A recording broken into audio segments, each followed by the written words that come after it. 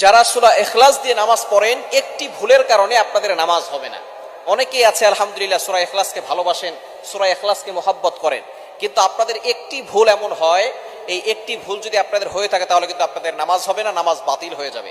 সূরা ইখলাসের ফজিলত অনেক বেশি, আমরা সকলেই জানি। নবীজি সাল্লাল্লাহু আলাইহি ওয়াসাল্লাম জানিয়ে দিয়েছেন, যে ব্যক্তি সূরা ইখলাস একবার পাঠ করবে আল্লাহ পাক রব্বুল আলামিন 10 পারা কোরআন শরীফ পড়ার সওয়াব দিবেন। যে ব্যক্তি 3 বার পড়বে 1 খতম কোরআন শরীফ পড়ার সওয়াব পাবে। আর যে ব্যক্তি 10 বার পড়বে আল্লাহ পাক রব্বুল আলামিন তার জন্য জান্নাতে একটা প্রাসাদ নির্মাণ করবে। এবং আমরা এরকম অনেক হাদিস শুনেছি যে নবীজি সাল্লাল্লাহু আলাইহি ওয়াসাল্লাম জানিয়ে দিয়েছেন, যারা সূরা ইখলাসকে ভালোবাসবে সূরা ইখলাসের ভালোবাসা তাকে জান্নাত পর্যন্ত পৌঁছে দিবে। এক সাহাবী সব নামাজে সূরা ইখলাস পড়তেন, প্রত্যেক নামাজেই তার সূরা ইখলাস থাকতো। সাহাবাকে অভিযোগ করলেন, ইয়া রাসূলুল্লাহ, সে তো প্রত্যেক নামাজেই সে সূরা ইখলাস পড়ে।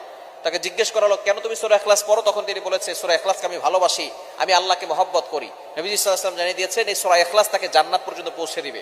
সুতরাং সূরা ইখলাসের ফজিলত অনেক বেশি, কিন্তু আমরা অনেকেই সূরা ইখলাস পড়ি, কুল হুয়াল্লাহু আহাদ আল্লাহুস সামাদ লাম ইয়ালিদ ওয়া লাম ইউলাদ ওয়া লাম ইয়াকুল লাহু কুফুয়ান আহাদ। ছোট্ট সূরা, ফজিলত অনেক বেশি। এই কারণে আমরা অনেকেই সূরা ইখলাস দিয়ে নামাজ পড়ি, কিন্তু আমাদের একটা ভুলের কারণে নামাজ বাতিল হয়। সেটা কি?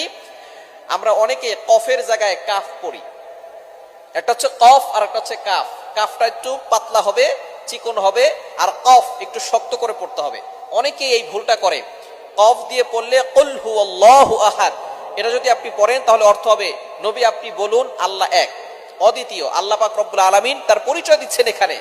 আল্লাহ পাক রব্বুল আলামিন এখানে বলছেন কুল হুয়াল্লাহু আহাদ, এখানে কফ দিয়ে পড়ছেন, কিন্তু অনেকেই ভুল করে, উচ্চারণ সঠিক না হওয়ার কারণে তারা পরে কাফ দিয়ে কুল হুয়াল্লাহ। কুল শব্দের অর্থ হচ্ছে খাওয়া, আপনি খান। হুয়াল্লাহু আহাদ, আল্লাহ এক। সুতরাং কোরআন শরীফের কোন অর্থ যদি চেঞ্জ হয়ে যায় তাহলে আপনার নামাজ হবে না, নামাজ বাতিল হয়ে যাবে। আপনার একটা উচ্চারণের কারণে, যেখানে কফের জায়গায় কাফ পড়তেছেন, যার কারণে আপনার উচ্চারণের কারণে একটা অক্ষর পরিবর্তন হয়ে গেছে, যার কারণে অর্থের চেঞ্জ চলে আসছে। এরকম শুধু সূরা ইখলাসে নয়, পবিত্র কোরআনুল কারীমের যেখানেই আপনি যদি উচ্চারণ সঠিকভাবে না করেন তাহলে কিন্তু অর্থ চেঞ্জ হওয়ার সম্ভাবনা আছে, যার কারণে আপনার নামাজ বাতিল হয়ে যাবে। যেখানে আল্লাহ বলছেন কুল হুয়াল্লাহু আহাদ, আল্লাহ এক, নবী হে আপনি বলুন আল্লাহ এক, আল্লাহ অদ্বিতীয়, সেখানে যদি আপনি বলেন কুল হুয়াল্লাহু আহাদ তাহলে অর্থ হবে, নবী আপনি খান, আল্লাহ এক। সুতরাং অর্থ চেঞ্জ হওয়ার কারণে আপনার নামাজ বাতিল হয়ে যাবে। এজন্য অবশ্যই সতর্ক থাকতে হবে। আমরা কোরআন শরীফটা অবশ্যই শুদ্ধ করে পড়ার চেষ্টা করব।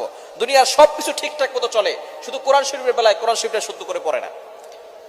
আপনি কোরআন শরীফ সব না পারেন, যেই সূরাগুলো দিয়ে আপনি নামাজ পড়েন, ছোট ছোট সূরা, এগুলো তো আপনি শুদ্ধ করে পড়তে পারেন। অনেকে সূরা ফাতিহা শুদ্ধ করে পড়তে পারে না, অনেকে সূরা ইখলাস, সূরা ফালাক, সূরা নাস এগুলো শুদ্ধ করে পড়তে পারে না। যেগুলো দিয়ে নামাজ পড়ে সেগুলোই তার শুদ্ধ হয় না। আর নামাজ ভাঙের 1 নাম্বার কারণ